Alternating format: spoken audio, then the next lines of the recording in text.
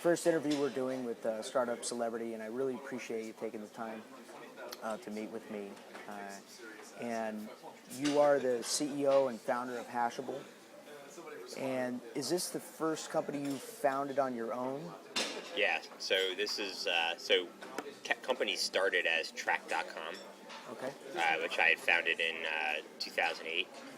And about 9 months ago, actually it's getting closer to a year ago, I realized that wasn't heading in a direction that I wanted it to head in.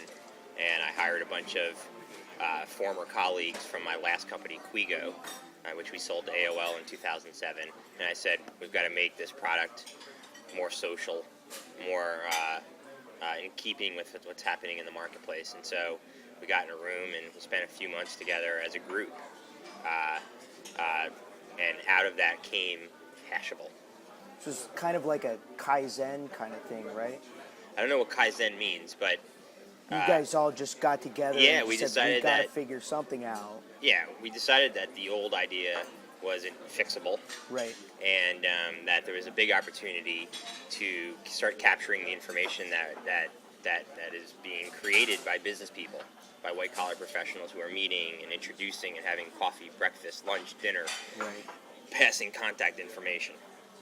There was no social app for all those events. Right. So Hashable is the first really professional network that's aimed at the smartphone generation. Mm-hmm. And it's really exciting. So, if you use Hashable, you do not need to carry business cards anymore. You don't need to give them out. You don't need to receive them. The system does it all for you. So we think it's pretty innovative. Great. So when did you realize you wanted to be an entrepreneur and really kind of work for yourself? No, I didn't want to be an entrepreneur. I was working at Interactive Corp in New York in 2001, right after 9/11. Right. And I realized, the internet was starting to come back a little bit in early 2002. There were starting to be signs of hope. Google was doing well. The search engines were doing well. Right. And someone called me up and said, there's this little piece of technology run by two entrepreneurs in Israel that they need a CEO.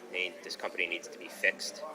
And I ended up taking the job as CEO, which was essentially, a 3-4 person startup. We essentially redid the company, launched a new product, and it was kind of like a startup turnaround do-over. Right. And it became, in a sense, my company. I bled for the company just as well as anyone else, and it really felt like my company when we sold it.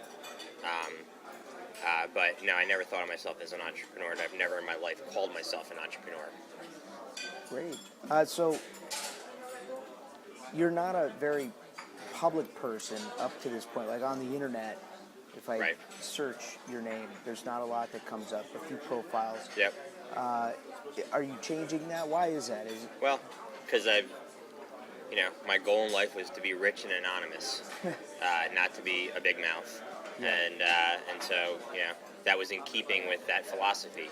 But, the world has changed, and it's much more social now, and the internet's much more social.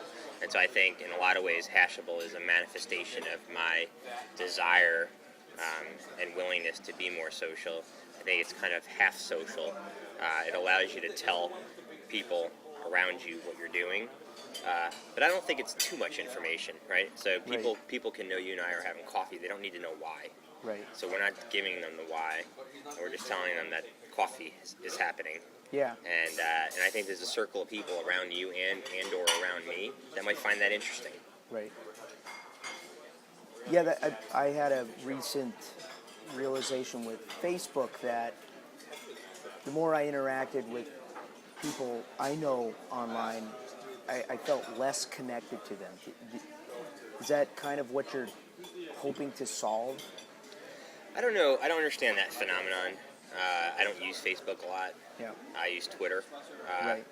That's my form of social. It allows me to communicate, kind of in little increments. Mm-hmm. I like that.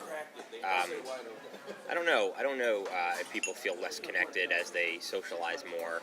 I think there is a danger that people overdo anything, any Yeah. piece of technology or any service, and that might be what's happening. Okay. If you don't mind, I'd like to ask you a bit more about your personal life. I heard you're from Albany, I am. and Albany, New York, upstate New York. yeah, my dad's from Troy, Okay. so I'm familiar with the area. Yeah, I know it well. So what is it about Albany that you carry with Gosh, you? I don't know. I mean, it's a blue-collar town in a lot of ways. And I kind of, I grew up always very comfortable and familiar with technology, unusually so because my father's a computer software person, has always been a software person for 40 years now, which makes Wow. it pretty unusual. Yeah. But my mom was a hairdresser. Right. So Interesting. so I kind of had one foot in the blue-collar world and one foot in the software world. But no, it's interesting. There are 3 CEOs of 3 prominent internet companies that all graduated from my high school. Wow. So there must be something in the soil. Yeah. That's great. Yeah, the CEO of Clickable and the CEO of Thumbplay, Huh. both New York-based internet companies, top-tier internet companies. Both of those gentlemen went to my high school. Nice. I At the didn't- same time? No, they were a little younger than me. Okay. I'm the older of the 3. But I found out after the fact, well after the fact about them. So did you grow up thinking you would always end up in New York City? No, I grew up thinking I was going to be in the software industry, working for my dad. My dad had his own company, and for many, many years thought I was just going to work for the family business, which was software. Yeah. And then somewhere along the way, he sold his company, Interesting. and so that became that dream was dashed, and it was a wake-up call that I had to actually do something with my life. Yeah. And is that when you Going when to New you York, went going to New York City was a way to put pressure Uh-huh. on me socially and from every perspective. I felt like going to school in New York would put a lot of pressure on me. I'd work there afterward, and the old saying, if you can make it in New York, you can make it anywhere. And I felt Yeah. that way. So when you went to New York, did you know anybody? My cousin lived there, and my cousin was also in the technology industry, and so I could work with him on weekends, nights, that sort of thing. It gave me a little bit of a safe haven. He's 7 years older, Yeah. and so while I was in college, he was working, and so it gave me a place to hang my hat, gave me a little bit of structure. Yeah. Where'd you go to college? Went to Pace University Where is that? Is in it downtown New York. downtown? Yeah.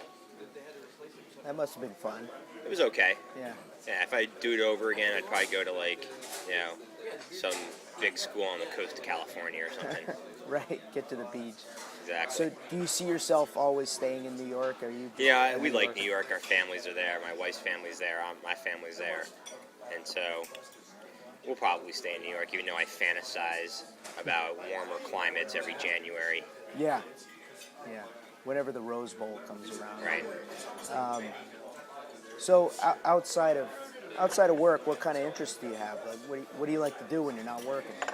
When you have a company, you don't have a lot of time for side projects. Sure. So golf went out the window, and all the other things I tend to do with my spare time kind of went out the window. I spend time with my family, my Yeah. son, and my company. That's pretty much it. So I'm a bit going through the same thing. I'm trying to strike out on my own with a family. What are the struggles that you've had to deal with trying to do that? Well, I mean, it just something has to give. Yeah. You know what I mean? You can't do everything full throttle. So, you tend to see your friends less. You tend to see some of your family members less. So kind of everything you do outside of that little circle lessens when you have a family and kids. Yeah. Your child becomes your highest priority. Absolutely. But it's exciting. How I many like kids? it a lot. I have one. How old? He's 2 years and 4 months. Congratulations. Thanks. He's taking his first karate lesson this morning, Oh, nice. which is scary. Scary for the cat. Yeah. So you seem to have a very straightforward style Uh-huh. about you. I got that just from the quick interactions we've had. And where do you think that comes from? Oh, I don't know. It's just my personality. I made a decision a long time ago that I was going to be a straightforward person, and that's what I am. So I say what comes to my mind, and I try not to beat around the bush. Has that gotten in your way ever? Oh, I don't know. I mean, I think people are, I think in most cases, most adults appreciate people being direct and straightforward. So I don't really know.